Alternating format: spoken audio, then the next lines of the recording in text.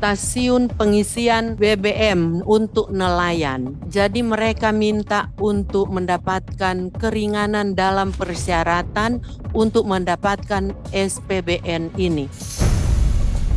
Karena kenyataannya bahwa sampai sekarang ini kemiskinan di nelayan sangat tinggi ya, karena masalah juga misalkan bahan bakar perlu disubsidi karena nelayan-nelayan ini kadang-kadang belum tentu tiap hari dapat ikan tapi harus membayar namanya bahan bakar solar dan seterusnya.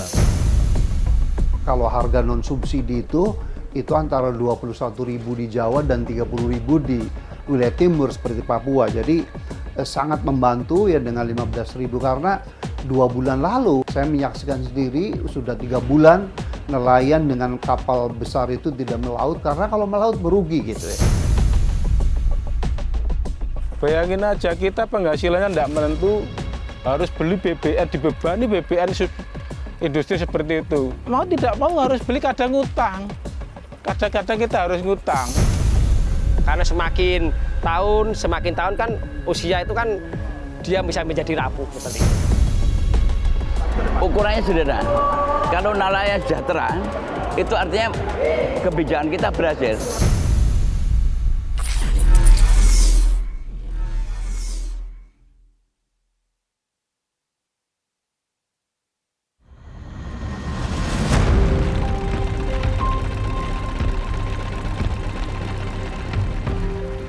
Indonesia merupakan negara maritim dengan sekitar 70% wilayah berupa perairan.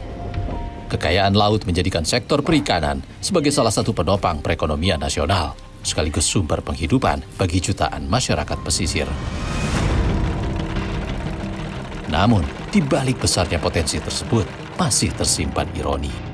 Data Badan Pusat Statistik mencatat, pada 2025, sekitar 3,9 juta jiwa atau 17,74% masyarakat pesisir masih berada dalam kategori miskin ekstrim. Kondisi ini memunculkan pertanyaan, mengapa kesejahteraan nelayan belum sepenuhnya terwujud? Di tengah tantangan itu, pemerintah menegaskan komitmennya untuk mendengar setiap aspirasi masyarakat sebagai bagian dari upaya mencari solusi dan memastikan kebijakan benar-benar menjawab kebutuhan nelayan. Kita harus berani menghadapi kesulitan, berani mengakui kesulitan, dan kerja keras mencari solusi terhadap kesulitan.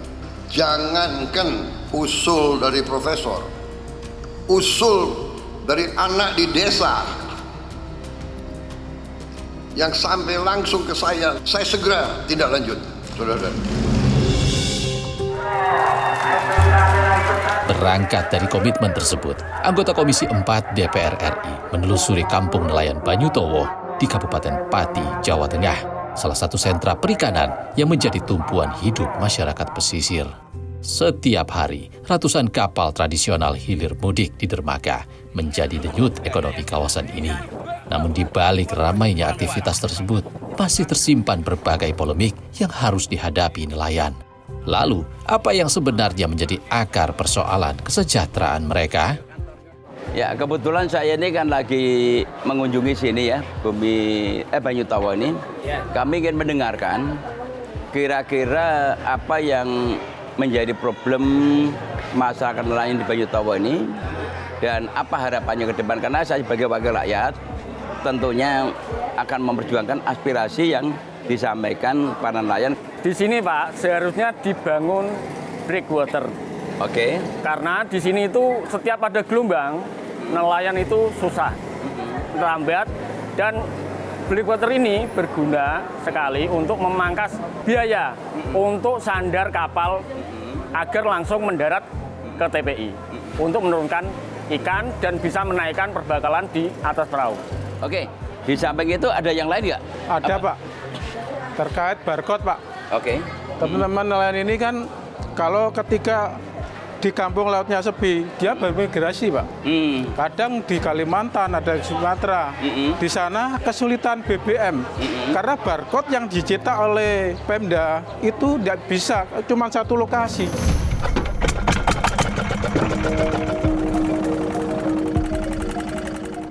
Keluhan yang disampaikan nelayan menunjukkan bahwa persoalan yang mereka hadapi tidak hanya berkaitan dengan hasil tangkapan. Aktivitas melaut juga dihadapkan pada berbagai hambatan yang memengaruhi biaya operasional maupun produktivitas nelayan.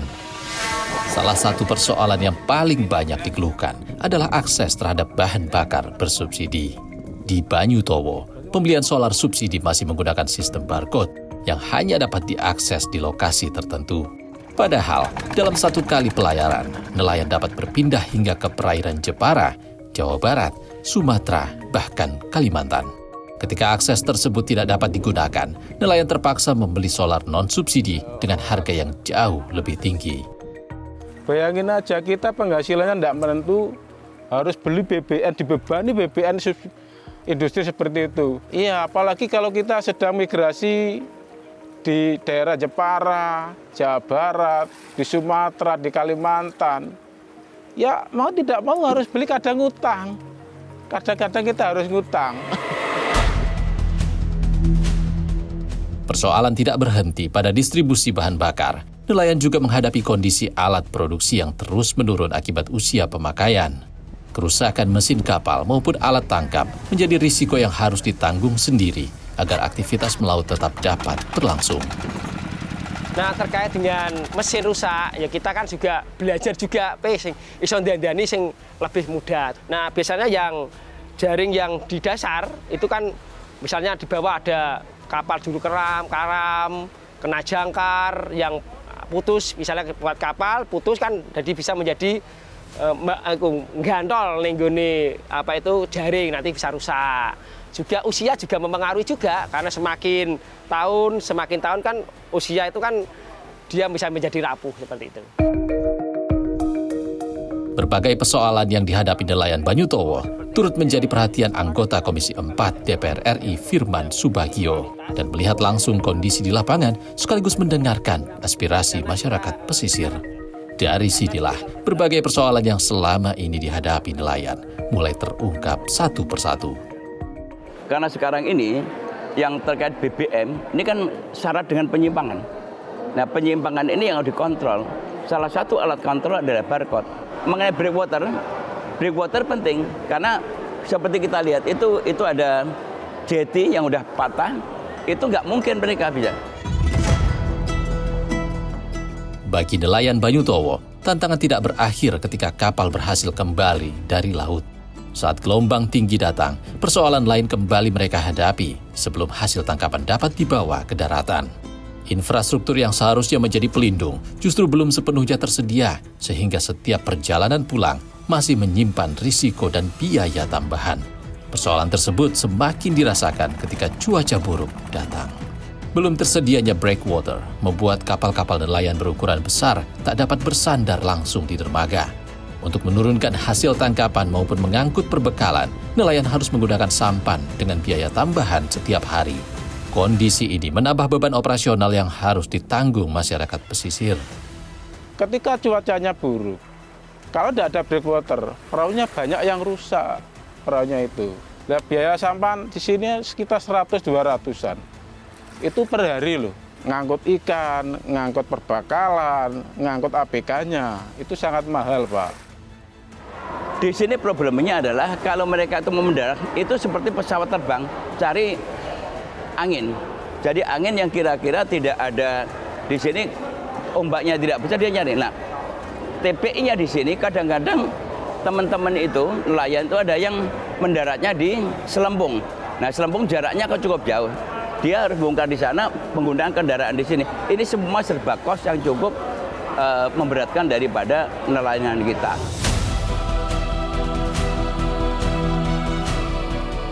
Kampung nelayan diharapkan tak sekadar memperindah pesisir, melainkan membangun ekosistem pemberdayaan dan kebijakan yang berpihak pada nelayan. Dengan demikian, program ini bisa menjadi landasan bagi peningkatan kesejahteraan nelayan yang berkelanjutan.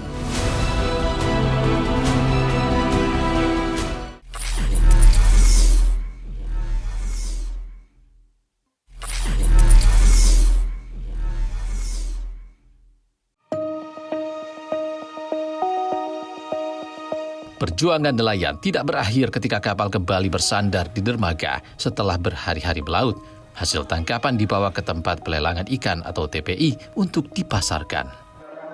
Disinilah nilai jual hasil tangkapan ditentukan melalui mekanisme lelang terbuka yang mempertemukan nelayan dengan para pembeli. Yang menentukan tuh juru tawar. Ikan itu dilelang, nanti setelah dilelang itu siapa yang harga tertinggi kita lepas. Di saat lelang masih kejar-kejaran gitu ya, juru tawar masih menaikkan harga ikan. Setelah mencapai finishnya harga tertinggi itu baru dikasih yang berani tertinggi itu. Mekanisme lelang terbuka di tempat pelelangan ikan diharapkan mampu memberikan harga yang kompetitif bagi nelayan. Namun, besarnya hasil tangkapan tidak selalu berbanding lurus dengan pendapatan yang mereka terima.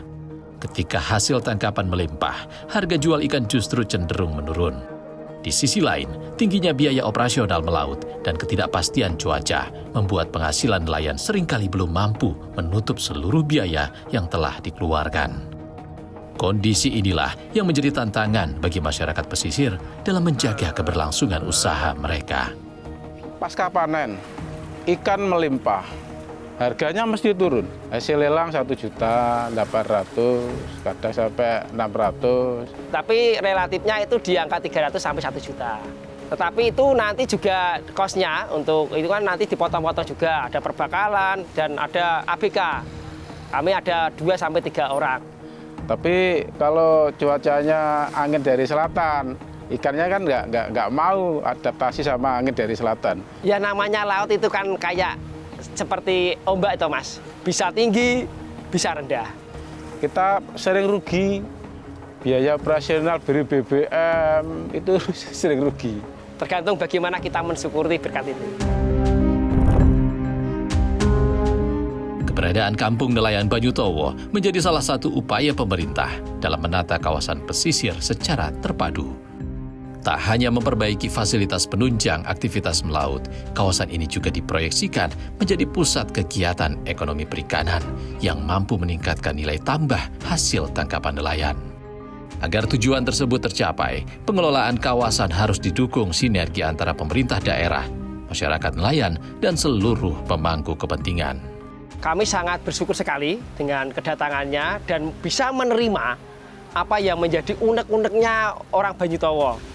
Bisa mengangkat potensi-potensi apa yang ada di Banyutowo. Diharapkan bisa menjadi pusat kegiatan nelayan dan juga pusat nelayan bisa memasarkan hasil produksinya. Karena perikanan di Banyutowo itu sangat luar biasa sebenarnya. Kalau kita sentuh dengan luar biasa. Jadi memang dari hulu sampai ke hilir. Mewakili seluruh nelayan yang ada di desa Banyutowo ini sangat berharap Komisi 4 DPR RI supaya permasalahan ini diangkat di pemerintahan, di Senayan.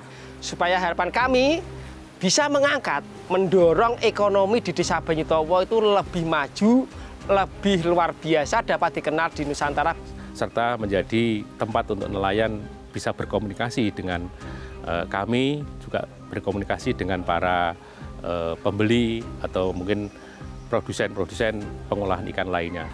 Karena mau mengadu kepada siapa lagi? Berbagai persoalan yang disampaikan nelayan Banyutowo memperlihatkan bahwa kesejahteraan masyarakat pesisir tidak cukup hanya dibangun melalui infrastruktur, melainkan kebijakan yang benar-benar menjawab permasalahan di lapangan, mulai dari akses bahan bakar, perlindungan usaha, hingga kepastian berusaha. Salah satu yang menjadi perhatian Komisi 4 DPR RI adalah sistem barcode BBM bersubsidi yang masih berbasis wilayah. Di lapangan, nelayan dapat berpindah hingga lintas provinsi mengikuti daerah penangkapan ikan. Kondisi tersebut membuat barcode yang dimiliki tidak dapat digunakan ketika mengisi BBM di wilayah lain, sehingga nelayan kehilangan akses terhadap solar bersubsidi dan terpaksa membeli BBM non-subsidi dengan harga yang jauh lebih tinggi. Melalui fungsi pengawasan, Komisi 4 DPR RI mendorong pemerintah melalui Menteri KKP mengevaluasi sistem tersebut agar distribusi BBM bersubsidi tetap tepat sasaran dan dimanfaatkan dimanapun. Stasiun pengisian BBM untuk nelayan. Jadi mereka minta untuk mendapatkan keringanan dalam persyaratan untuk mendapatkan SPBN ini. Karena kenyataannya bahwa sampai sekarang ini kemiskinan di nelayan sangat tinggi ya, karena masalah juga misalkan bahan bakar perlu disubsidi, karena nelayan-nelayan ini kadang-kadang belum tentu tiap hari dapat ikan, tapi harus membayar namanya bahan bakar solar dan seterusnya. Kalau harga non subsidi itu antara 21.000 di Jawa dan 30.000 di wilayah timur seperti Papua. Jadi sangat membantu ya dengan 15.000, karena 2 bulan lalu waktu saya menyaksikan sendiri sudah 3 bulan nelayan dengan kapal besar itu tidak melaut, karena kalau melaut merugi gitu ya. Di sana itu kalau barcode-nya tidak berfungsi, mereka itu harus beli solar dengan harga industri yang harganya sampai 30.000. Ini macam nggak mungkin.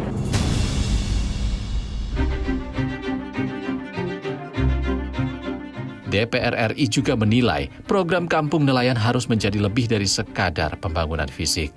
Pengelolaannya perlu melibatkan masyarakat nelayan sejak tahap perencanaan hingga pelaksanaan agar seluruh fasilitas yang dibangun benar-benar menjawab kebutuhan masyarakat pesisir dan mampu menggerakkan ekonomi lokal secara berkelanjutan.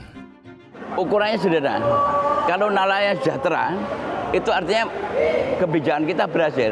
Tapi kalau nelayan masih ada keluh kesah, berarti kebijakan kita belum hasil. Oleh karena itu perlu adanya evaluasi. Insya Allah kalau ini didengarkan oleh pemerintah, saya yakin bahwa akan didengarkan dan itu akan diperbaiki.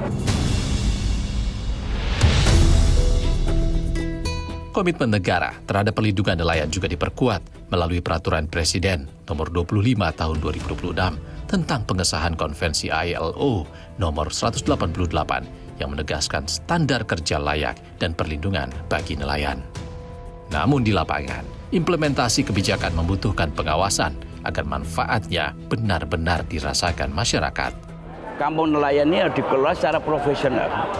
Keterlibatan daripada masyarakat nelayan sendiri, sehingga peran fungsi dari kampung nelayan sesuai dengan apa Bapak Presiden, bahwa desa nelayan menjadi salah satu penguatan terhadap potensi ekonomi di desa itu akan terbangun dengan mekanisme kebersamaan, keterbukaan, transparansi, dan kemudian menguntungkan kepada para pihak termasuk juga nelayan itu sendiri. Pemerintah bersama DPR tentunya bisa atau mampu membuat sebuah regulasi yang mendukung terhadap kearifan lokal ini.